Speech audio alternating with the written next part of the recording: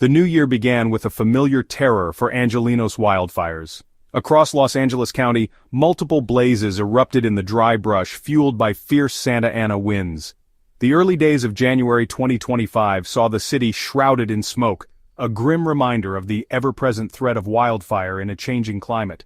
Among the most destructive were the Palisades fire, which tore through the affluent neighborhood of Pacific Palisades, and the Eaton fire, which ripped through the foothills of the San Gabriel Mountains. The Sepulveda Basin fire and the Sylmar fire added to the devastation, stretching firefighting resources thin.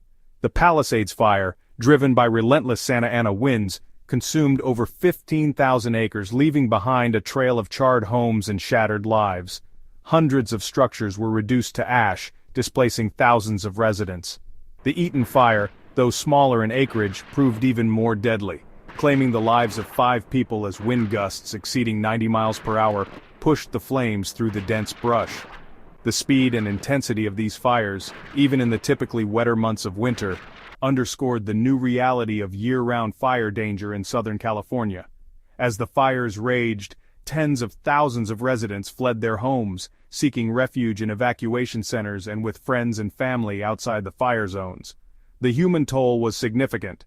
At least 13 fatalities were reported across Los Angeles County, grim statistics that only hinted at the broader suffering caused by the fires.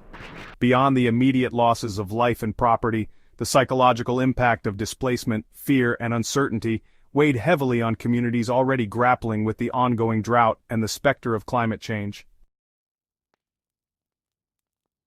As firefighters battled the Inferno, questions arose about the city's preparedness for such a catastrophic event. In 2024, the Los Angeles Fire Department had its budget slashed by $17.8 million under Mayor Karen Bass. The cuts included a $7 million reduction in overtime pay, impacting crucial training exercises and fire prevention efforts. V-hours, dedicated to pilot training and helicopter coordination, were also scaled back, limiting the LAFD's ability to quickly and effectively respond to rapidly spreading wildfires. The consequences of these budget cuts were felt acutely, as the LAFD struggled to contain the multiple blazes that engulfed the city. Fire Chief Kristen Crowley had warned in a December 2024 memo that the cuts would leave the department ill-equipped to handle large-scale emergencies. Her concerns proved tragically prescient, as the LAFD found itself stretched thin, forced to rely heavily on mutual aid partners to bolster its ranks. The situation sparked public tension between Crowley and Mayor Bass, with the fire chief arguing that the city had compromised its ability to protect its citizens from the ever-present threat of wildfire. Critics of the budget cuts argued that they had directly hampered the LAFD's response, leading to greater property damage and potentially costing lives. The reduction in overtime pay, for example, limited the availability of experienced firefighters during crucial early hours of the fires, when rapid deployment can mean the difference between containment and catastrophe. Similarly, the cuts to V-hours meant fewer pilots were available to fly critical missions, delaying water drops and hindering efforts to direct resources to the most threatened areas.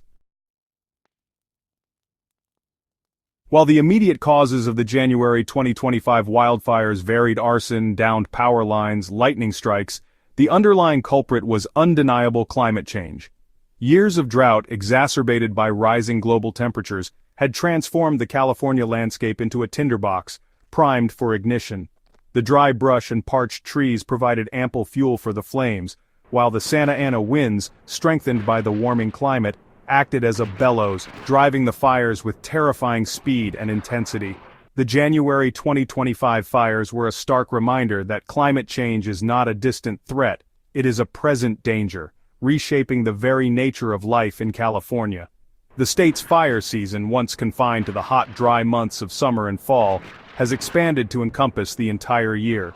Scientists estimate that California now experiences 78 more fire days annually than it did just 50 years ago. This new reality demands a fundamental shift in how we prepare for and respond to wildfires, recognizing that the old rules no longer apply. The impact of climate change on California's fire risk is multifaceted and far-reaching. Rising temperatures increase evaporation, drying out vegetation and creating ideal conditions for ignition. Drought, exacerbated by shifting weather patterns and reduced snowpack, further intensifies the problem, leaving behind vast swaths of parched land highly susceptible to fire. As the climate continues to warm, these trends are expected to worsen, ushering in an era of more frequent, more intense, and more destructive wildfires. The January 2025 wildfires served as a brutal wake-up call, forcing a reckoning with the new normal of megafires in California. Rebuilding lives and communities will require more than just bricks and mortar. It demands a fundamental shift in how we approach wildfire preparedness, mitigation, and adaptation. The time for complacency is over. The era of living with fire has arrived, demanding a comprehensive and multifaceted response. One crucial aspect of adaptation involves rethinking how and where we build. Stricter building codes mandating the use of fire-resistant materials and incorporating defensible space principles are essential. Restricting development in high-risk areas, while politically challenging, may become a necessary measure to protect lives and property. Investing in community-wide fire-hardening efforts such as clearing brush and creating fuel breaks can help reduce the risk of catastrophic fires. Beyond building practices, addressing the root causes of climate change is paramount.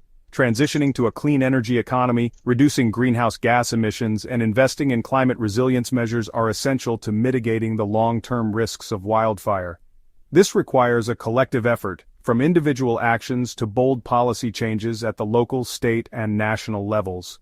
The future of California, and indeed much of the American West, hinges on our ability to confront this challenge with urgency and resolve.